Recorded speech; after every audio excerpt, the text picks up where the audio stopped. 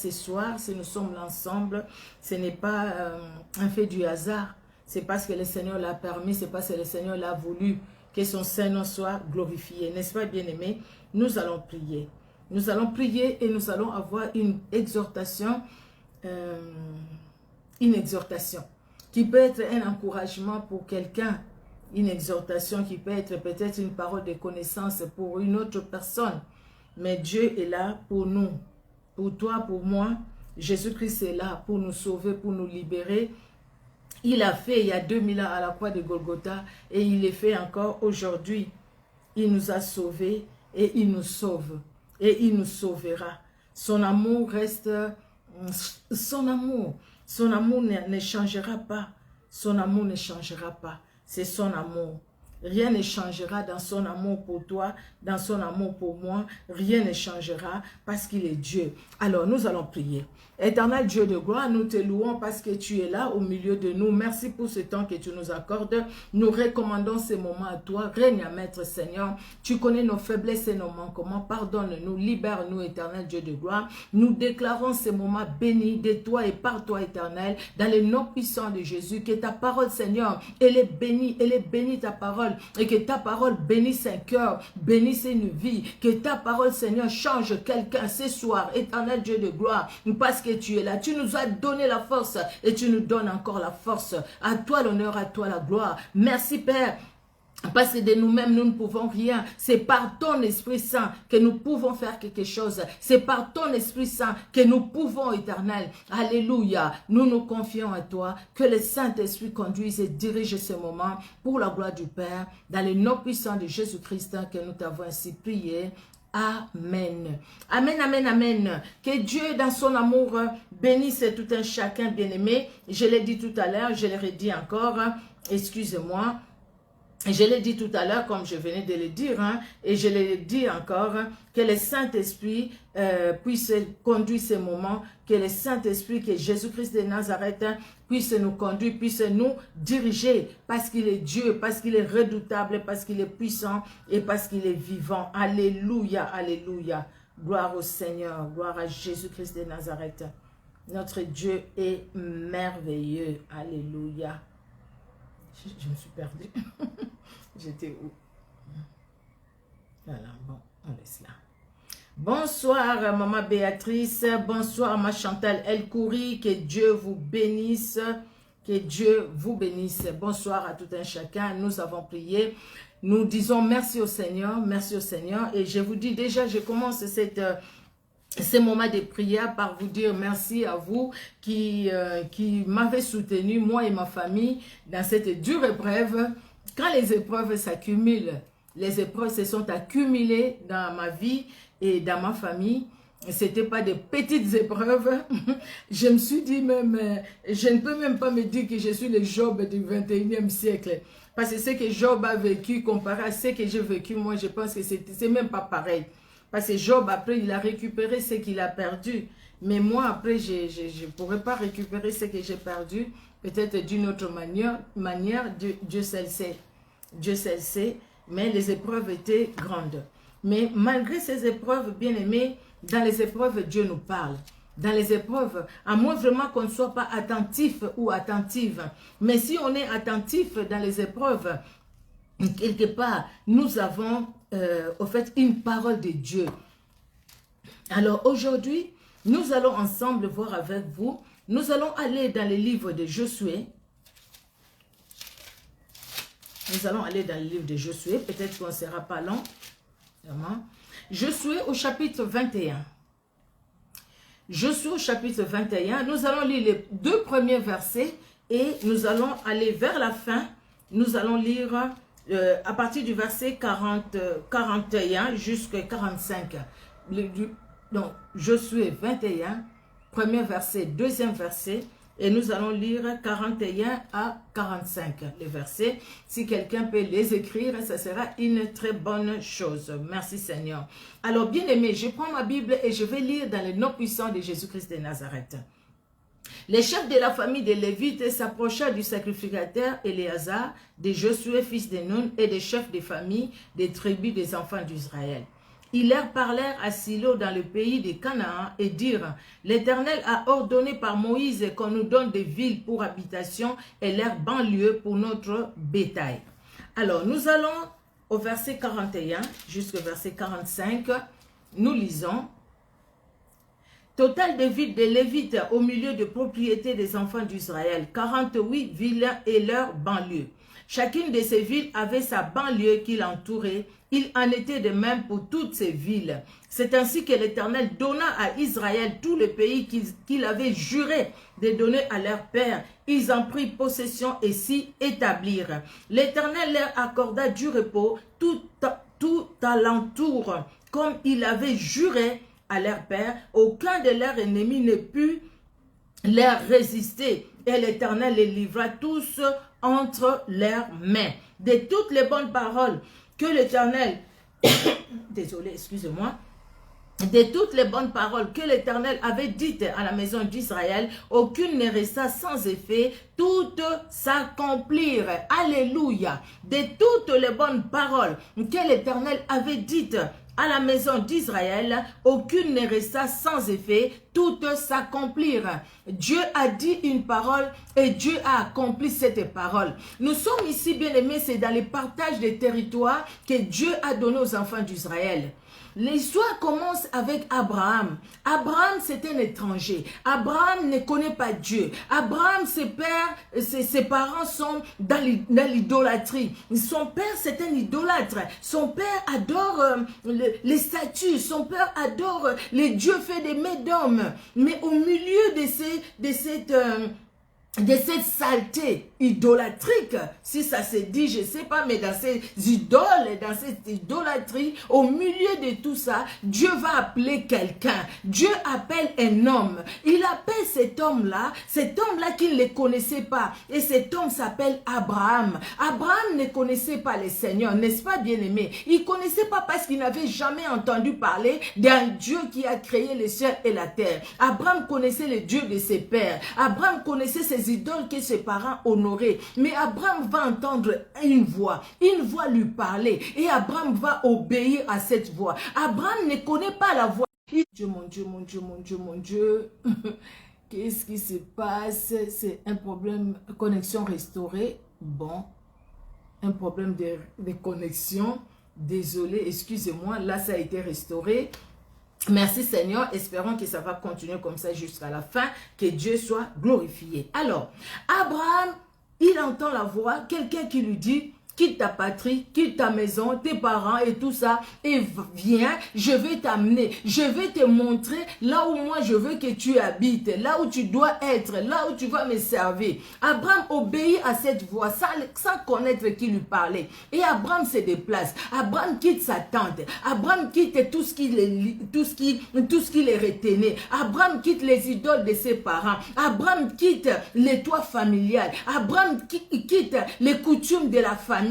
Abraham quitte tout ce qui était comme tout ce qui liait sa famille. Abraham va obéir. Juste le fait que cette voix a parlé à Abraham, Abraham se retrouve libre. Libre de ce qui liait sa famille aux idoles. Libre de ce qui les liait lui à sa famille ou aux idoles de sa famille. Libre de ce qui les liait à la nation là où il était, à la ville, à la tente de ses parents, là où il vivait. Abraham va aller.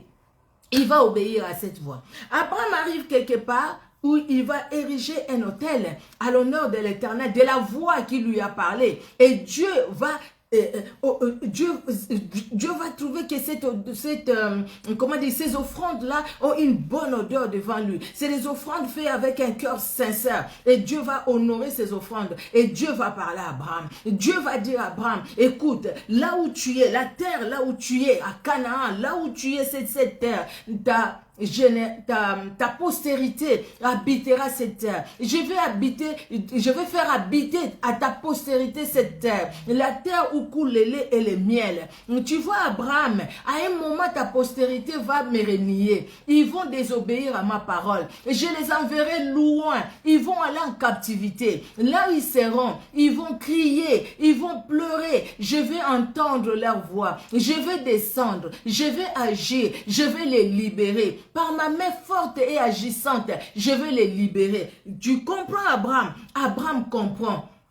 Et ce que Dieu a dit, vous voyez, quand Abraham est né, quand Abraham vivait, quand il a eu Isaac, déjà à l'âge avancé, presque 90 ans, à l'âge avancé, il s'est passé combien de générations jusqu'à ce que les enfants d'Israël soient allés en Égypte? Il y avait Abraham, il y a eu son fils Isaac, Isaac a eu Jacob et Ésaü, et Jacob a eu tous ses enfants.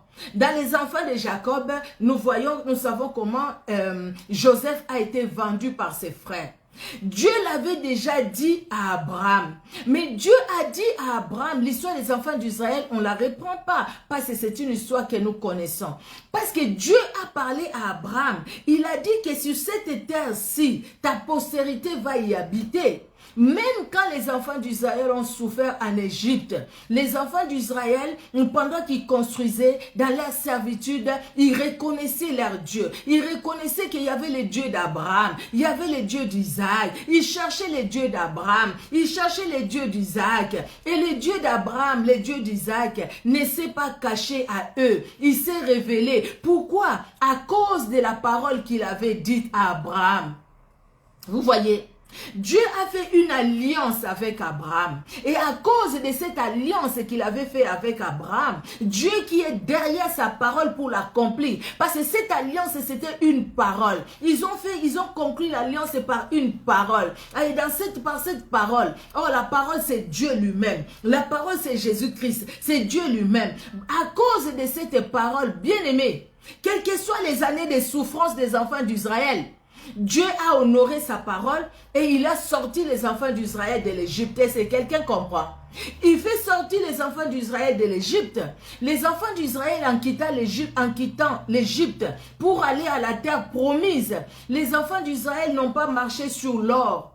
Les enfants d'Israël n'ont pas marché sur l'argent. Les enfants d'Israël sont passés par les déserts. Dans les déserts, c'est là où il y avait les sables chauds, les soleils qui les frappaient. Dans les déserts, ils ont manqué à boire. Dans les déserts, ils ont manqué à manger. Dans les déserts, ils ont fait une expérience avec le Seigneur. Alléluia. Dans les déserts, ils ont fait une expérience avec le Seigneur. Et parce que c'est dans les déserts qu'ils ont découvert la manne. C'est dans les déserts qu'ils ont découvert les cailles qui sont tombées du ciel. C'est dans les déserts qu'ils ont bu l'eau du rocher. Dans les déserts. Dans les déserts, bien-aimés, tu quittes un endroit pour aller à un autre. Tu as la parole ou pas? Parce que si tu n'as pas la parole de Dieu, dans les déserts, tu baisses les bras. Dans les déserts, tu abandonnes. Quand les épreuves viennent, tu abandonnes. Bien-aimé, il faut être élu. Il faut être élu pour tenir, pour prêcher comme je le fais là. Après tout ce que j'ai vécu, après tout ce que j'ai connu comme épreuve.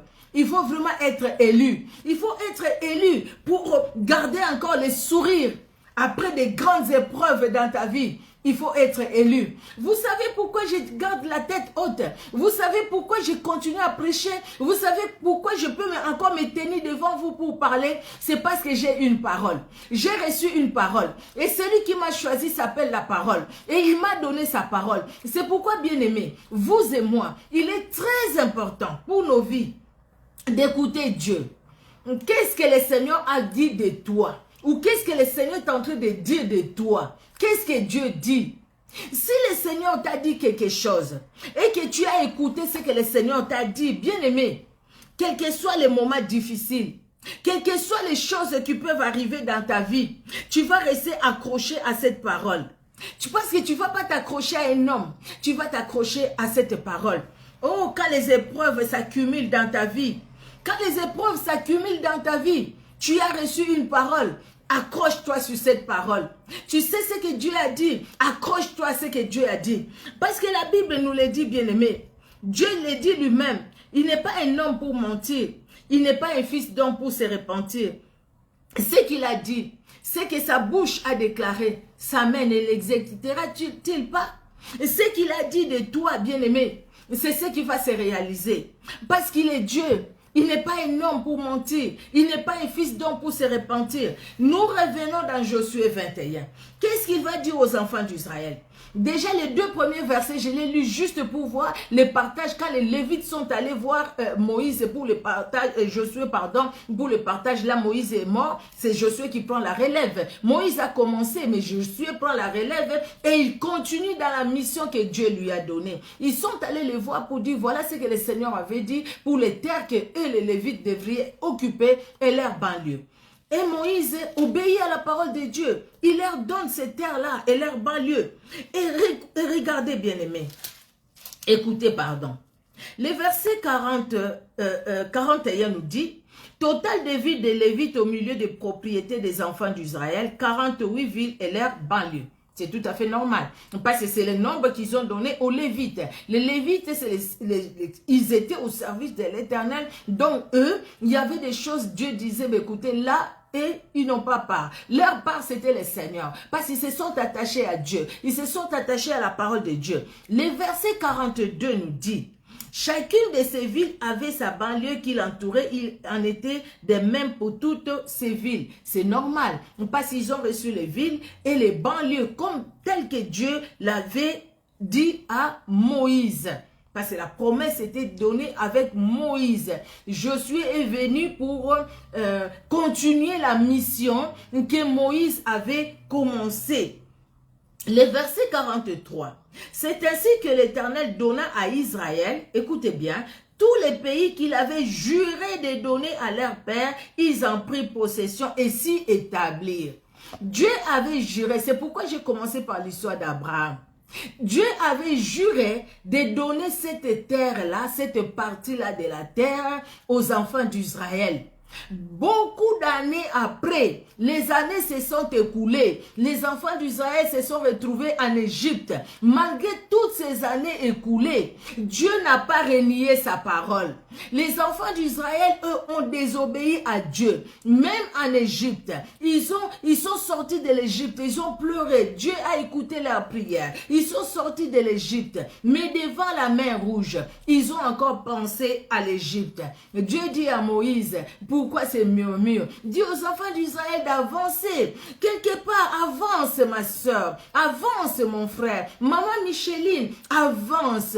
Quelles que soient les situations difficiles, peut-être tu vas te retrouver devant toi un blocage, comme la mer Rouge. Derrière toi, c'est les Égyptiens qui viennent. Tu entends les bruits, des chevaux, des chars, des chars puissants d'Israël qui viennent. Les démons qui te combattent sont des géants. Les géants te combattent. Mais sachez que... comment il s'appelle encore? Pharaon et son armée, c'était pas une petite puissance, c'était une grande puissance. Mais devant la parole de l'Éternel, bien-aimé, Pharaon est tombé. Pourquoi? Parce que ce que Dieu avait dit pour Israël, ça devrait s'accomplir. Parce que Dieu, ce n'est pas un homme pour mentir. Sa parole, c'est la vérité. Ce qu'il a dit, c'est ce qui s'est accompli. Parce qu'il avait déjà dit. Je retourne en arrière et j'ai dit encore, bien-aimés, écoutons la parole de Dieu. Vous savez, il y a des gens, il y a des choses que vous voyez vous-même. Il y a des gens, dès qu'il a eu un problème dans la famille, surtout les problèmes de décès, quelqu'un, il a perdu son père, sa mère, quelques membres de la famille.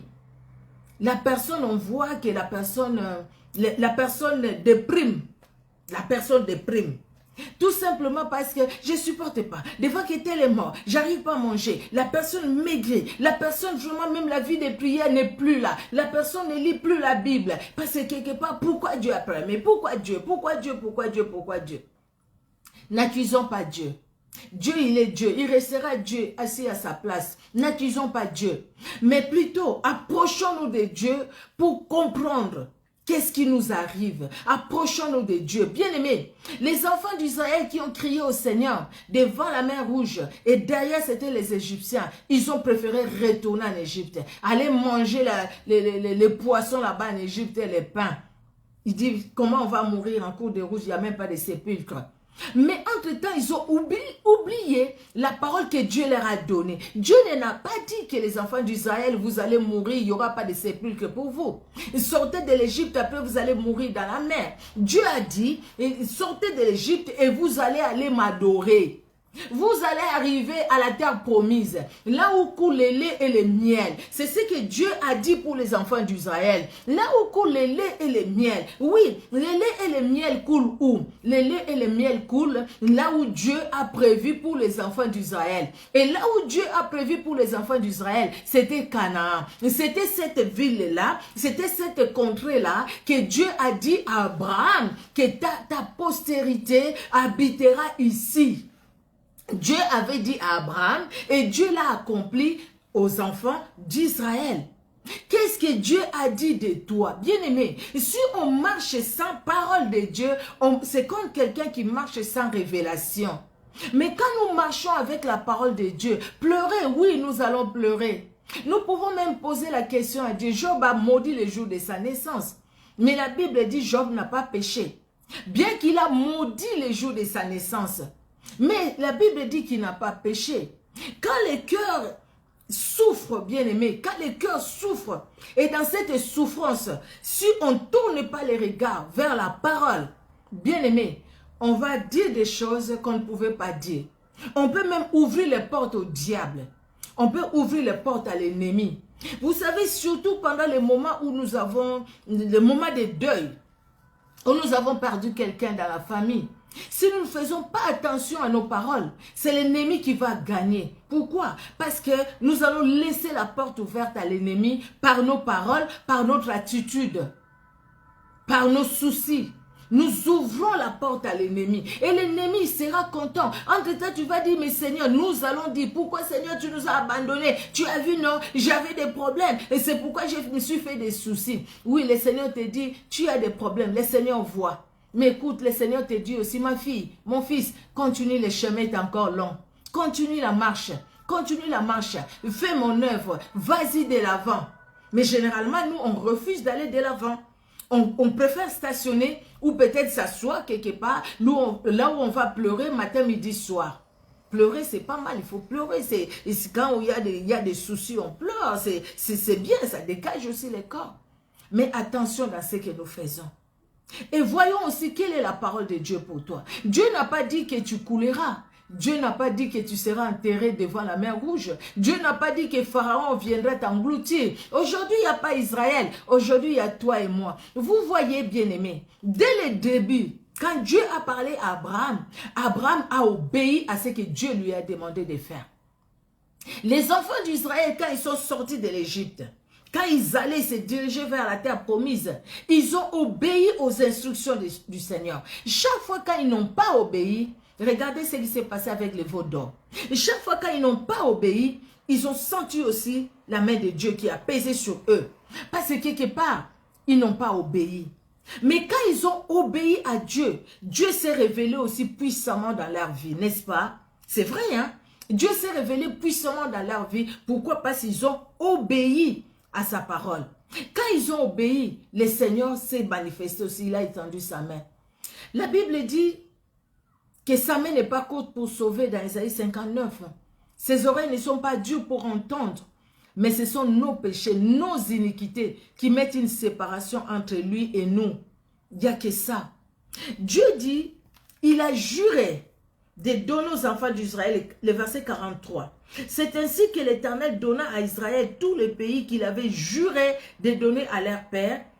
Ils en prirent possession et s'y établirent.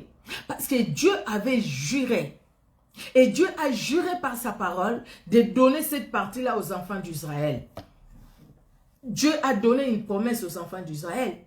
Dieu a accompli cette promesse dans la vie des enfants d'Israël.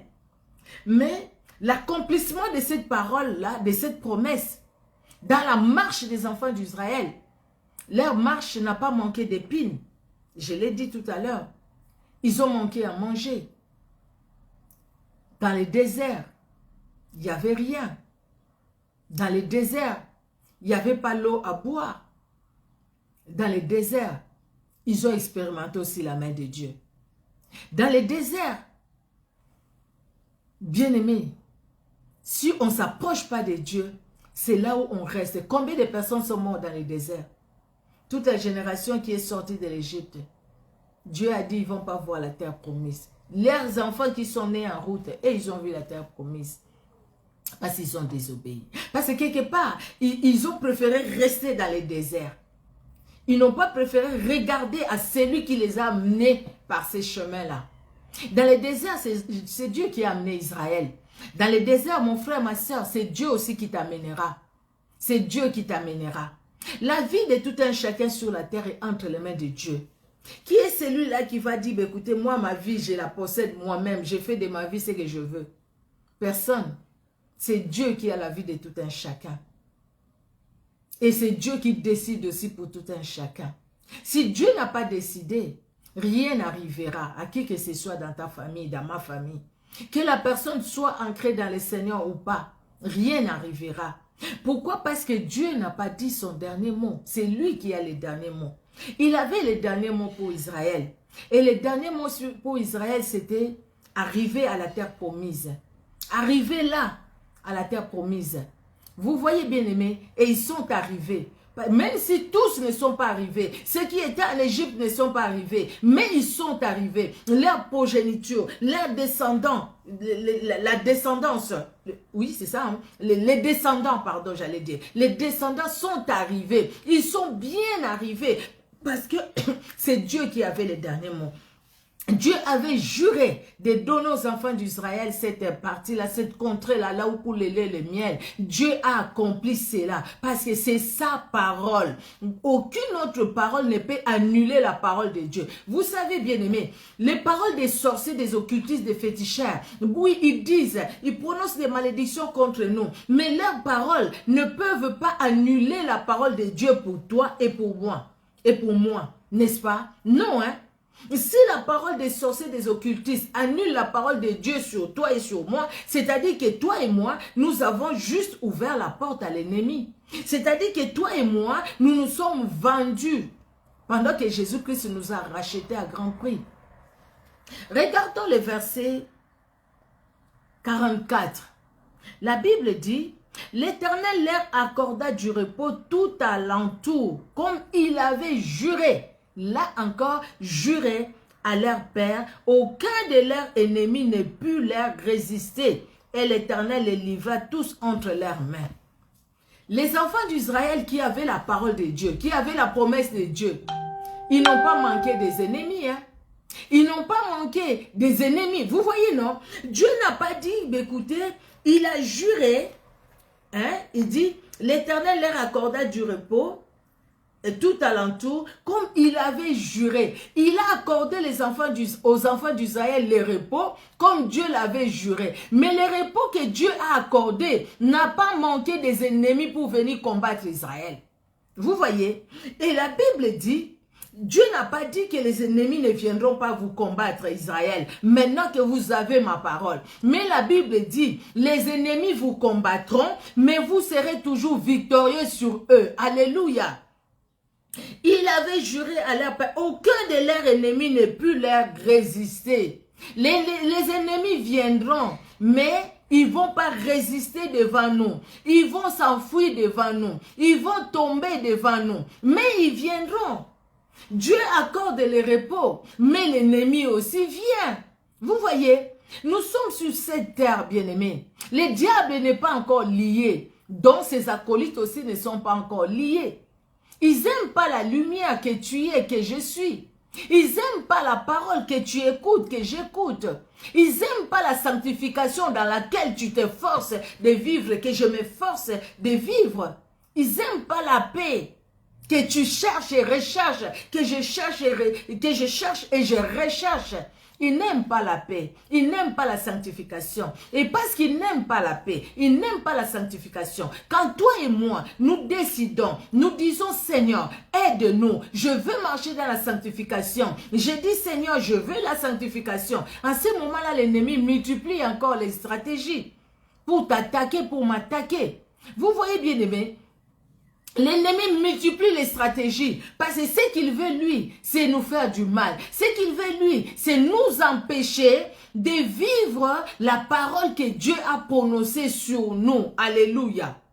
Mais maintenant pour vivre cette parole, ça ne dépend que de toi et de moi. Vous voyez, La Bible ne nous dit pas que, écoutez, vous avez la parole de Dieu, vous avez reçu la parole de Dieu, c'est fini pour vous les épreuves, vous ne vivrez plus les épreuves, tout va rouler, même dans la rose, il y a des épines. Et pourtant, c'est la rose, elle sent bon, c'est la rose, une belle fleur, mais les épines tout autour, ça ne manque pas. Les combats, ça ne manquera pas.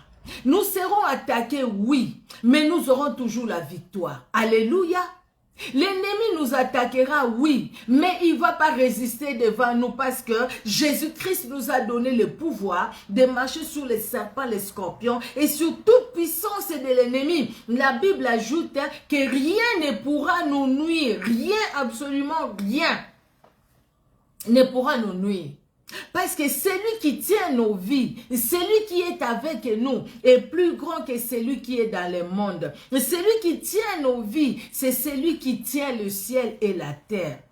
Qui peut se comparer à ce grand Dieu? Celui qui a marché avec Josué, avec Moïse, avec Abraham, avec David. Celui qui a donné à ce jeune homme, David, la victoire sur Goliath. Un combattant, un grand. Si on doit les comparer vraiment aux démons, c'est les géants qui font trembler. Quand tu les sens quelque part, tu fuis. Tu te dis non, au nom de Jésus, au nom de Jésus, au nom de Jésus. Le Seigneur regarde et il rit. Il dit, écoute ma fille, mon fils, je t'ai donné le pouvoir. N'aie pas peur. Ce qui est important pour toi et moi, c'est écouter la parole de Dieu et marcher selon cette parole. Marcher selon cette parole que tu as écoutée, que j'ai écoutée. Obéir à cette parole que nous avons écoutée, bien-aimés. Cela nous aidera.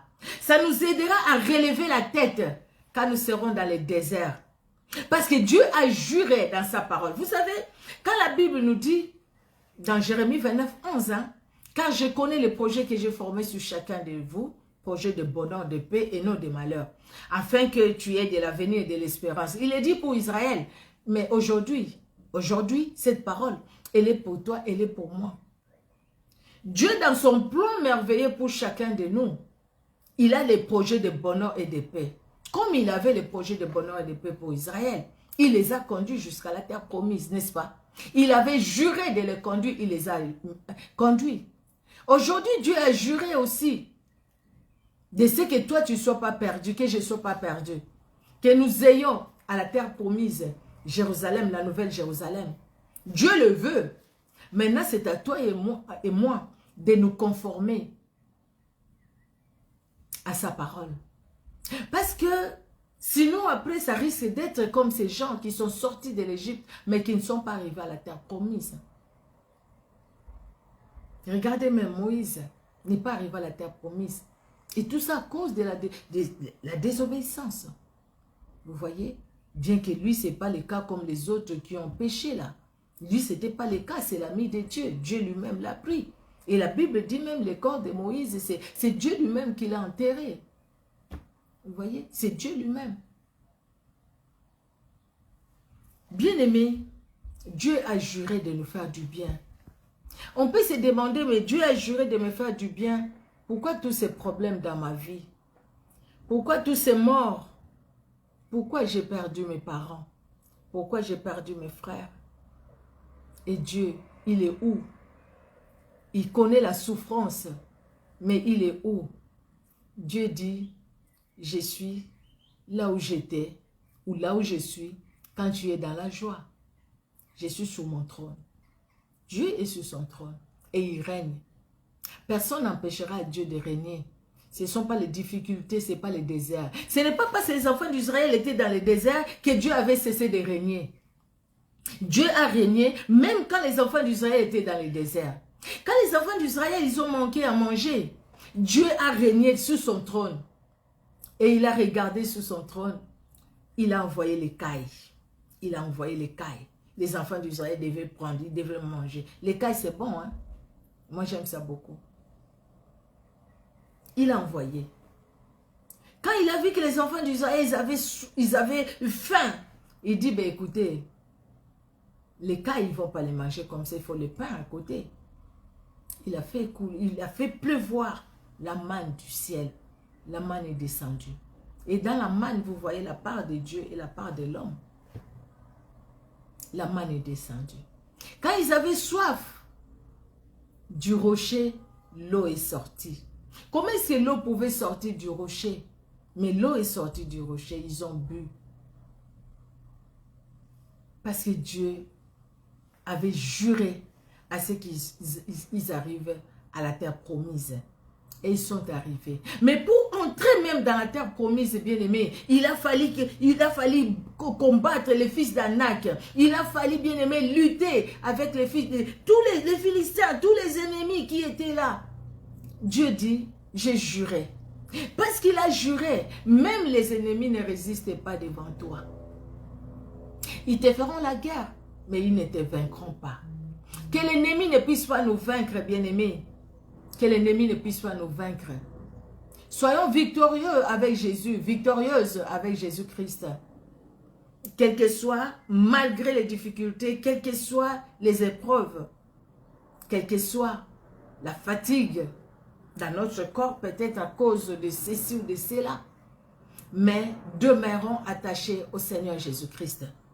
Le verset 45, le dernier verset, de toutes les bonnes paroles que l'Éternel avait dites à la maison d'Israël, aucune ne resta sans effet, tout est s'accomplir. C'est lui qui a donné la promesse et il est vivant. Amen. Quelles sont les promesses que Dieu t'a données? Dieu t'a dit quoi pour ta vie? Il y a des promesses dans la Bible. Nous les lisons, nous les confessons. C'est une bonne chose. Le bonheur et la grâce m'accompagneront tous les jours de ma vie et j'habiterai dans la maison de l'Éternel jusqu'à la fin de mes jours. Alléluia. L'Éternel est mon berger, je ne manquerai de rien. Alléluia. Quand l'ennemi vient comme un fleuve, l'Esprit de l'Éternel les met en fuite. Alléluia. La Bible nous parle de beaucoup de choses. Il y a des promesses. Celui qui se confie à l'Éternel n'est jamais dans la confusion. Alléluia. Celui qui tourne les regards vers l'Éternel est rayonnant de joie et son visage ne se couvre pas de honte. Seigneur, c'est ta parole. Mon visage ne peut pas se couvrir de honte. Mais regarde la situation que je vis aujourd'hui. Mon visage est couvert de honte. Seigneur, où es-tu? Où es-tu? Où es-tu? Où es-tu? Où es-tu? Hier, je disais aux femmes messagères, je me dis, je pense que Dieu est sur son trône. Quand il nous voit dire, Seigneur, où es-tu, où es-tu, où es-tu? Peut-être il s'étonne, non? Mais comme il est Dieu, il connaît tout, il ne peut pas s'étonner. Il se dit peut-être, ma fille, tu me cherches où? Mais je suis là. Mon fils, tu me cherches où? Mais je suis là. Je suis là. Et puis, Seigneur, je ne te vois pas. Mais je suis là. J'ai ta vie dans ma main. Je te garde et je te protège. Toi, avance, fais-moi confiance. Avance tout simplement. Continue la marche avec moi. Mais Seigneur, voit les problèmes. Oui, je connais ces problèmes. Qu'est-ce que Dieu ne connaît pas? Qu'est-ce que Dieu ne connaît pas? Dieu, il connaît tout, n'est-ce pas? N'est-ce pas qu'il connaît tout? Il connaît tout, il connaît tes problèmes, il connaît tout, il connaît mes problèmes, il connaît tout de nous. Et il a envoyé aussi sa parole. Sa parole, chaque parole en fonction des problèmes que toi tu peux rencontrer, que je peux rencontrer. Quand Abraham va dire à son fils Isaac, il lui pose la question, papa, mais il y a les béliers, et pardon, il y a les bois, il y a le feu, mais où est l'agneau?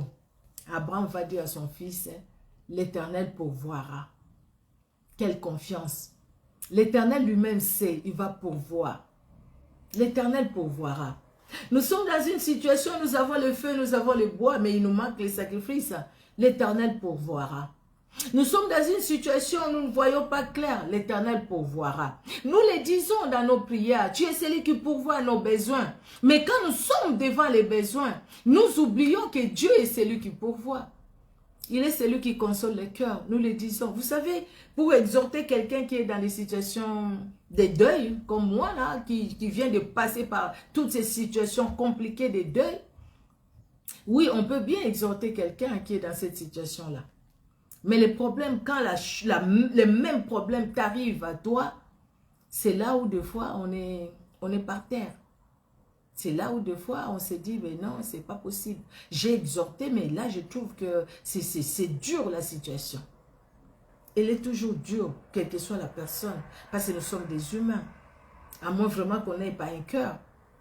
Mais si on a un cœur, on souffre toujours la perte d'un membre cher dans la famille. Et des fois, on a vraiment du mal à oublier. Mais on regarde à la parole. Et quand on tourne les regards vers le Seigneur, on est rayonnant de joie. Et le visage ne se couvre pas de honte. Même quand les gens disent, mais où est son Dieu? Son Dieu l'a abandonné. Regarde, il n'a pas intervenu dans sa situation. Regarde dans quelle situation elle est. Mais toi, tu dis, aucune des paroles de l'Éternel qu'il a prononcées sur moi ne restera sans effet. Toute sa parole s'accomplira. Des petites ou des grandes. Et devant Dieu, il n'y a pas de petites paroles, il n'y a pas de grandes paroles. C'est la parole. C'est la parole. Et cette parole, elle s'accomplira.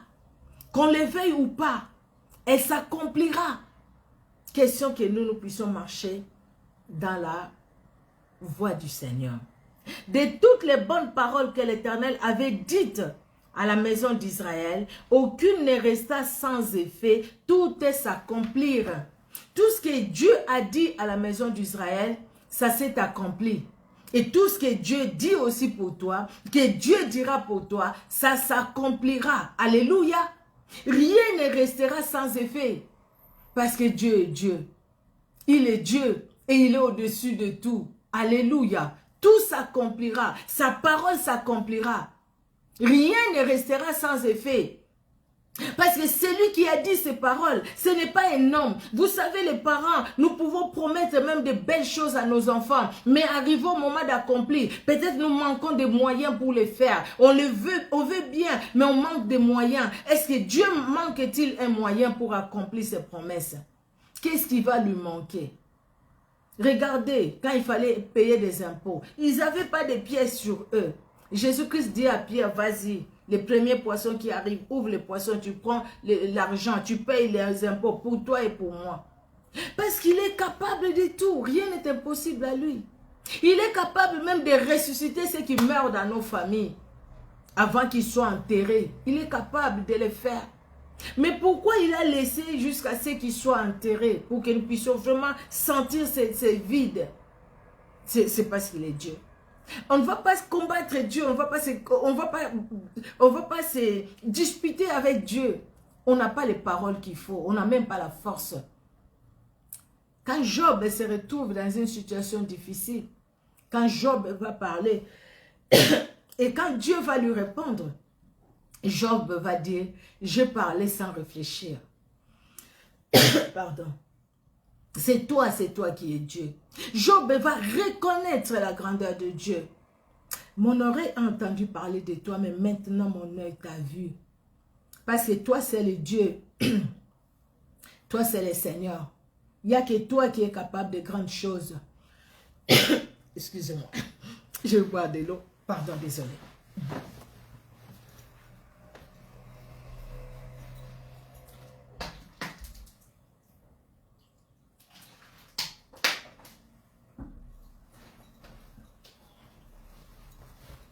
Pardon, l'eau n'était pas loin, mais je ne l'avais pas mis à côté de moi, mais c'était pas loin.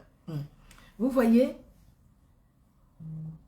Alors, mon oreille a entendu parler de toi, mais maintenant, mon œil t'a vu. Mon œil a vu le Créateur, mon œil a vu celui qui est le même hier, aujourd'hui, éternellement. Aucune des paroles, de toutes les bonnes paroles que l'Éternel avait dites à la maison d'Israël, aucune ne resta sans effet, toutes s'accomplirent. Prends ces passages bibliques, approprie-toi de ces passages bibliques et dis que toutes les paroles que Dieu a prononcées pour moi, pour ma famille, aucune parole ne restera sans effet, aucune parole. Parce que tout s'accomplira. Dieu a juré de me faire du bien. Dieu a juré de me bénir. Et personne ne peut me maudire. Regardez l'histoire de Balak et Balaam. Je ne peux pas maudire les personnes que Dieu a bénies. Non, Balaam dit à Balak, je ne peux pas. Je ne maudis pas ce que Dieu a béni. Dieu a béni, personne ne maudira. Parce que Dieu a béni par sa parole. Personne ne maudira par sa parole. La bénédiction de l'Éternel sera mon partage. La bénédiction de l'Éternel m'accompagnera. La bénédiction de l'Éternel sera le partage de ma famille. Alléluia. Parce qu'au fait, ma famille et moi, nous servirons l'Éternel. Même ceux qui ne connaissent pas encore le Seigneur aujourd'hui dans ma famille, mais je sais que je les recommande entre les mains du Seigneur et leur vie leur vie est entre les mains de Dieu. Je fais une alliance avec le Seigneur et ma famille est dans cette alliance-là. Je prie que personne ne sorte de cette alliance. Je prie que tous les membres de ma famille restent dans cette alliance. Que ceux qui ne connaissaient pas le Seigneur puissent les connaître. Je prie pour cela. Que Dieu lui-même vraiment puisse agir parce qu'il est Dieu. Alléluia. Que Dieu bénisse tout un chacun bien-aimé. Là, c'est vraiment la reprise. C'est la reprise. Que Dieu soit béni, soit loué. Merci encore de votre soutien. Merci de votre présence. Voilà, partagez la vidéo et donnons-nous rendez-vous mercredi prochain par la grâce de Dieu. Et ceux qui nous suivent sur YouTube aussi, que Dieu vous bénisse, parce que c'est la même vidéo, va passer sur YouTube aussi, que Dieu vous bénisse. Soyez richement bénis, dans le nom puissant de Jésus-Christ de Nazareth, nous allons prier. Merci Seigneur pour ce temps que tu nous as accordé, pour la force que tu nous as donnée. Merci pour ta parole qui est la vérité. Merci Père pour ton plan merveilleux pour tout un chacun de nous et pour chaque membre de nos familles. Merci Seigneur parce que tu as juré de nous faire du bien et tu nous feras du bien. Tu as juré de nous bénir. Alléluia. Et ta bénédiction est notre partage. Tu as juré de nous protéger. Alléluia. De nous garder dans ta main puissante et agissante. Et personne ne nous ravira de ta main. Éternel, nous sommes dans ta main puissante. Et chaque membre de nos familles aussi, dans ta main puissante, éternel. Tu as juré de bénir nos familles. Tu as juré de veiller sur eux, de les garder, de les protéger. Oh, merci et merci encore, éternel. Nous recommandons tout entre tes mains, éternel Dieu de gloire. Bénis encore cette soirée et bénis tout un chacun dans le nom puissant de Jésus-Christ de Nazareth que nous t'avons ainsi prié. Amen. Amen, amen, amen. Que Dieu dans son amour bénisse tout un chacun. Soyez